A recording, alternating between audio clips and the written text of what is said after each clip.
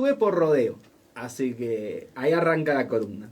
¡Epa! El lunes estuve pasando mucho frío, hacían 3 grados bajo cero. Sí, te iba a decir, no sé si elegiste el mejor día del año para ir a rodeo.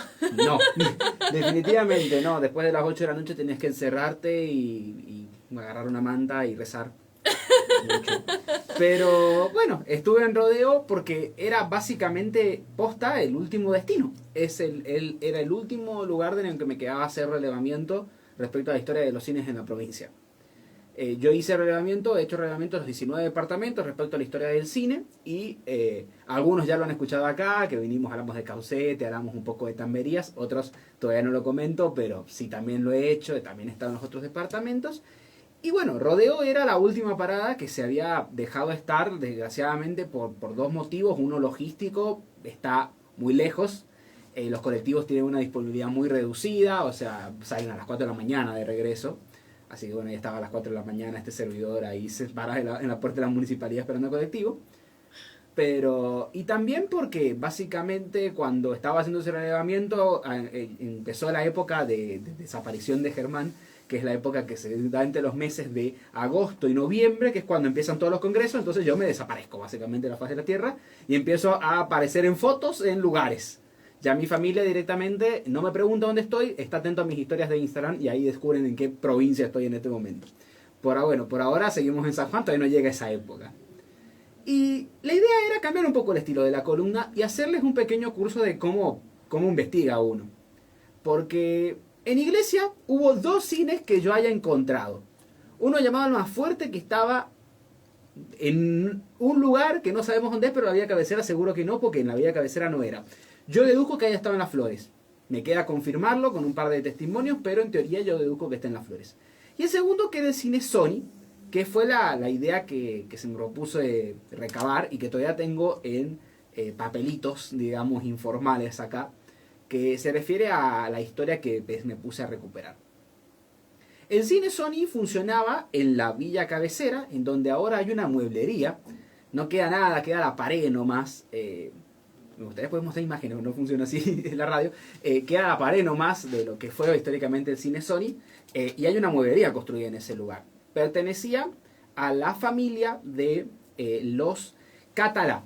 Don Catalá y doña Antona Manzanares, que caminaban por la calle principal Santo Domingo con un vehículo que le habían puesto una bocina, que hacía de altoparlante, básicamente una bocina en un parlante, que promocionaba las películas y eventos que se realizaban ahí. Luego este cine pasó a ser gestionado por su hija, Sonia Catalá, y luego se alquiló el local, ya en la década del 80, cuando se empieza a ir el cine, que es más o menos cuando todas mis fuentes están activamente en el departamento. Bueno, lo alquilan como una discoteca, ¿no? Una boite, luego una boite, luego una discoteca, que funcionó ahí en el mismo lugar hasta que, bueno, recientemente, en el tiempo reciente, se derrumbó el edificio original y se ha construido un nuevo edificio de cemento y ladrillos cosidos. Como es muy notorio, porque uno cuando llega ahí al edificio nota hasta dónde llegaba la pared de adobe y dónde llega el ladrillo, es muy notorio. Y bueno, y esa movilidad se empezó a construir hace unos años ahí en la zona de Rodeo. Esa es la historia del cine, ¿no? Funcionaba como el resto de los cines de la provincia, sobre todo con funciones sábados y domingos, y con funciones de matiné, funciones de día, o sea, de noche, y funciones de trasnoche, ¿no? Para mayores de 18 años y matiné para los chicos. Y las cintas venían directamente de Háchara, o sea, lo que se proyectaba en el Remy o en el Sarmiento, lo que pintaba se traía directamente a Rodeo. El criterio, ni idea. Esa es una de las cosas que se pierden al tiempo. ¿Qué películas se proyectaban? Ni idea, también se pierde al tiempo. Pero sí recuerdan algunas proyecciones muy reconocidas. La primer Titanic, no la de James Cameron, la del 70. Algunas películas de Palito Ortega. Palito Ortega, ponemos en una columna Palito Ortega y San Juan, porque básicamente todos los cines, toda la gente que ha visto cine de anterioridad, ha visto películas de Palito Ortega, eran muy exitosas. Palito Ortega, Cantinflas y Isabel Sarli, podríamos decir que eran los más exitosos en San Juan. Y bueno, ¿cómo funciona y cómo llego a esta respuesta? Esa era un poco la idea de la columna. Bueno, yo llegué por el diario. O sea, lo que hice fue recuperar los diarios de la década del 60 al 69 y hacer un decálogo de los distintos cines que se mencionaban en el diálogo, en la sección de cartelera de cines y espectáculos, que todavía está, además de poner la programación de Radio Sarmiento, que estaba ahí, junto con la programación de Canal 8 y de la otra radio conocida histórica de la provincia, aparecían los cines y las distintas funciones que se iban realizando. Primero, los cines de la provincia, digamos de capital, que fueron casi 50, en alguna vez lo dije, que funcionaban en todo lo que es el Gran San Juan, y luego los cines de los departamentos, sobre todo los fines de semana, y ahí teníamos, qué sé yo, el cine Victoria en Mediagua, el cine, como dije en su momento, Remy Sarmiento en Hachal, el cine Babilonia, Luxor en Rawson, los cines de Capital, como decía, que son todos los que estaban acá cerca, etcétera. Y aparecían los cines de los departamentos alejados. Aparecía el cine de las Lomitas en Albardón, en ese momento se llamaba Arcero, incluso se llamaba como la marca, y aparecía este cine Sony.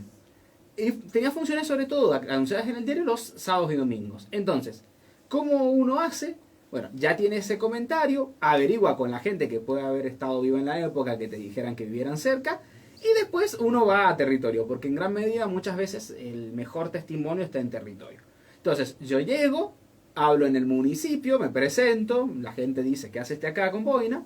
Y los referentes del municipio no solamente siempre te envían a la zona de turismo, y en turismo te empiezan a llevar a los pequeños historiadores regionales.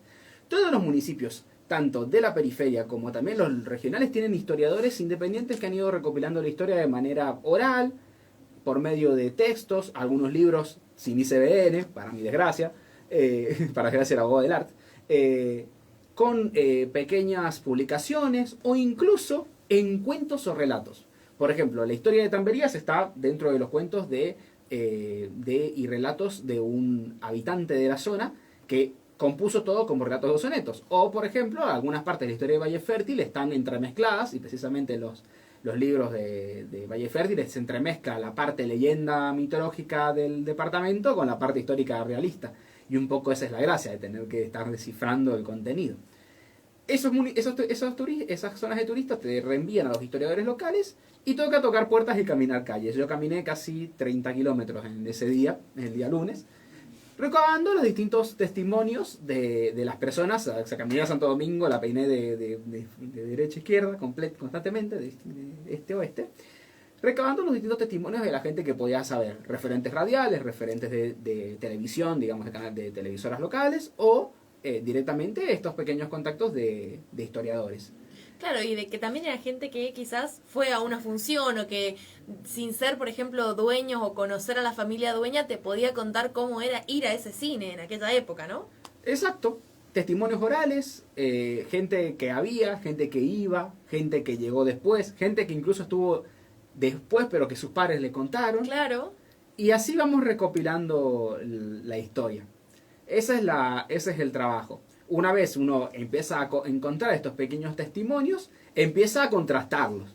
Porque es cuestión de tiempo a que empiece a encontrar testimonios. Al quinto, sexto testimonio, yo creo que la prueba de oro es el cuarto. Al cuarto testimonio alguien te tiene que decir algo que vaya en contra de lo que te dijo el primero o el segundo. Si no, no estás haciendo bien tu trabajo.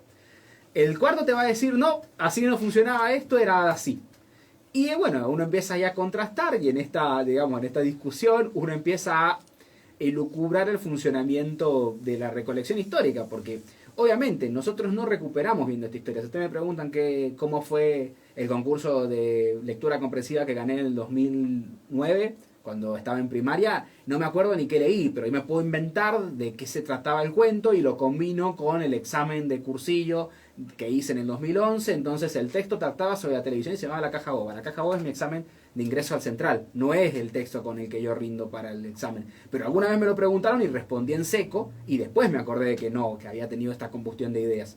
Entonces mucha gente ha visto cine sobre cine, entonces están influenciados vieron Cinema Paradiso y les hizo recordar a su infancia, entonces mezclan las escenas de la película con su vida, mezclan los testimonios de otras personas que tal vez no lo han llevado documentado, o llegan tarde, escuchan la historia, y como funciona un poco como un teléfono descompuesto, la construcción de historias, uno tiene que ir tirando del hilo hasta donde pueda o hasta donde le responde una tumba muchas veces. ¿A qué me refiero con el responde una tumba? Que cuando llega un momento en el que uno tira tanto del hilo que encuentra gente que ya no está entre nosotros, que podía tener esa respuesta en la información. A veces eso lamentablemente implica que nuestra investigación se queda ahí, porque no hay ningún registro, y a veces, tal vez como la antigua antagonía de Sócrates, que nunca la escribió Sócrates porque a Sócrates lo mataron, encontrás el testimonio oral de un periodista que le hizo una nota hace unos 10 años a este tipo, cuando estaba vivo, y ahí tenés la respuesta. Claro. Creo que un poco eso tiene que ver con lo que es estudios históricos, y es algo que yo descubro, porque yo vengo del ámbito del derecho, yo no hago estudios de historia. Yo me dedico ahora a la historia, entre comillas, y con la supervisión de gente que sabe del tema y estudió 5 años la carrera, para poder reconstruir y hacer una suerte de, por lo menos que es el fin último de esta producción, hacer un mapeo de los cines de la provincia. Algo que está llegando a buenos frutos y que espero, no sé si hago un croquis, probablemente lo tenga que hacer, no tengo ganas de hacerlo, pero hay que hacerlo. Es trabajo honesto y hay que hacerlo. Pero sí saber la ubicación de los cines, y saber qué se hizo de los cines. Pero sobre todo, y creo que un poco a eso apuntaba con el relato que está en Confirma de Escritores, que es un libro que pueden leer y que ya ha venido gente acá a difundirlo, por suerte, sobre el fenómeno del cine. El fenómeno del cine como un fenómeno social, de intercambio, de charlar entre personas, de juntada con amigos, de la primera salida con tu novia, de la primera, del evento al que invitas a tus abuelos o a tus padres cuando tenés tu primer sueldo, o del evento al que te invitan tus padres cuando estás naciendo y van a ver una película. Creo que eso mucho tiene el cine. No sé, yo creo que todos los que están en la audiencia, tal vez no todos los que están detrás de producción, la peli que no creo, o que no sé, tal vez haya ido acá al Cine San Juan. Pero yo sí tengo recuerdos del Cine San Juan cuando funcionaba antes de ser Cine Teatro Municipal, ¿no? Del Cine Gran Rex, ¿no? O del Cine Stornell. Con todos los cambios. Y para mí eso es en última ratio lo que uno trata de recuperar. En gran medida muchas veces estos testimonios no tienen carácter científico. Te quedas corto con la posibilidad de poder implementarlo a nivel investigación. Pero sí tienen un carácter de valor para las personas que son parte de esta historia, que es lo que hace rico el recuperar estas historias. Verdaderamente, ¿cómo va a ser el enfoque científico que se le dará para justificar que esto se publique en una revista? Queda por verse. Yo creo que la mejor es la del mapeo porque eso lo argumenta, pero en el fondo quedan historias, y creo que ahí está lo rico, de poder recuperar estas historias de la gente, que te cuenta de qué es lo que le interesa, de por qué se llaman los departamentos como se llaman, o por qué son los lugares que se llaman, o por qué se llamaba Sony, el cine se llamaba Sony porque era el nombre, Sony era el nombre de la hija de la, precisamente, lo dije, es el nombre de la hija del que hizo el cine, y ese tipo de pequeñas historias que muchas veces se van y se nos escapan a los libros de cuando hablamos de recompensación científica. No porque no tengamos ganas, sino porque tal vez sean los relatos para otra gente, o para otro formato. Y un poco siempre esa fue la propuesta que me propuse, bueno, con Luz Cámara de Investigación, cuando escribí en periodismo, cuando estuve en el Catalejo, y aún con el blog. Terminan siendo historias de trinchera, de fríos, y tal vez un relato, un agua fuerte, un ensayo, con respecto a me morí de frío, y así se llama el reensayo, y cuento la historia de cómo me morí de frío, y me acompañó una cruza de San Bernardo con perro callejero todo el viaje en rodeo, que no va a ser de interés científico, pero que tal vez vale la pena recuperarlo, porque tal vez ahí en ese testimonio yo digo algo que dentro de 10 años otro investigador está investigando sobre la historia de los cines y dice, mira, acá hay uno que hizo una pequeña referencia. Así que bueno, un poco la audiencia, la idea es impulsarlos. Uno a veces va hasta Corea para encontrar la solución acerca de su casa, ¿no? Uno, medio ron con lo que voy a decir, pero uno encuentra el amor de su vida cuando se va a vivir al otro lado. Entonces, encontré un grupo de Facebook de gente grande que comparte fotos e historias con respecto a su infancia, y son mi nueva fuente. Fuente debatible, no va a ser citable y probablemente haya que contrastarla 500 veces, pero por lo menos es una fuente interesante. Y lo que quiero animarlos un poco, y es lo que siempre trato de animarlos desde el espacio, desde acá y desde donde sea, es que cuenten esas historias. Primero porque nos vienen bien, estaría buenísimo que las cuenten. Es más, si nos mandan audios a la radio, serán bien recibidos. Pero además, porque vale la pena, porque son historias que vale la pena recuperarse, que las conozcamos y que se cuenten respecto un poco a cómo fue vivir, cómo es vivir, para que quienes vivan en un futuro sepan un poco sobre el tema. Me encanta, vos sabés que me has dejado pensando porque digo, qué locura como tu trabajo como investigador, ¿no? Y como persona que investiga el cine en San Juan, te ha llevado a, literalmente, bueno, comprobar que la historia del cine en San Juan vive en las personas que habitan la provincia, antes que en libros, antes que en recopilación. Digamos, es muy fuerte porque por ahí uno, no sé si somos conscientes todo el tiempo de que somos una fuente testimonial muy importante con la vida diaria que hacemos, ¿no? Porque estas personas te contaban a vos como investigador que fueron al cine y cuando fueron al cine no estaban siendo conscientes de que eso iba a ser algo importante para un investigador en el futuro. Pero bueno, es como un poco el poner en perspectiva nuestra vida, ¿no? Y cómo realmente todo lo que hacemos puede tener un valor y por eso vale la pena vivir la vida como con ese nivel de significado. Por supuesto. Bueno, yo siempre digo, y siempre se lo digo a Ana, le digo, cuando alguien me dice, no, igual yo no sé si sé mucho del tema, yo inmediatamente activo el grabador. Porque el que no sabe mucho del tema, después habla media hora sobre el tema del que no sabía mucho. Y muchas veces las fuentes, digamos, fidedignas, que más saben del tema, te dicen 7 palabras y se van. Entonces, muchas veces creo que nos subestimamos como fuente primaria de información, más sobre lo que es historia reciente. Y creo que todos tenemos, como siempre digo que tenemos una historia para contar, y siempre lo repito, frases hechas por la que vivo. Una vez estuve en un evento y me dijeron que estaba diciendo frases hechas. Y fue como, bueno, cada uno dice lo que me acompañaba Ana en esa ocasión. Creo que Ana me defendió porque yo estaba a punto de boxear al quien me lo dijo. Bueno, si uno es cliché hay que aceptarlo y vivir con eso. Sí, definitivamente. Y creo que ahí está un poco lo valioso que tenemos de nuestra vida, tipo de poder vivirla y tratar de vivir una vida de que sea interesante de ser contada en los libros de historia. Creo que en última ratio debe ser una aspiración general de la gente que construye historias, y me parece que por ahí está el enfoque. Y un poco esa es la idea del espacio, ¿no? De enfocar una forma de ver la investigación más humana, porque detrás de todas las películas que yo hablo de cómo se censuran y se prohibían, no hay gente de traje malvada, o ese sí, pero no hay gente malvada de traje con habano diciendo vamos a prohibir el cine, o gente idónea. No, son personas cuyas historias tal vez son incluso más ricas que las películas que se dedicaban a censurar o limitar o proscribir o proyectar o realizar incluso. Totalmente. Bueno, muchísimas gracias. Estuvimos hablando con Germán Rodríguez, que es abogado, investigador especializado en cine, y los jueves viene a comentarnos algunas historias del cine en San Juan. En esta oportunidad, además de contarnos la historia de un poco de uno de los cines en Rodeo, nos ha contado cómo es el proceso de investigar este tipo de temáticas, así que sumamente interesante y como siempre agradecerte. Muchísimas gracias a la audiencia, y bueno, estaremos pronto con más historias. Así es.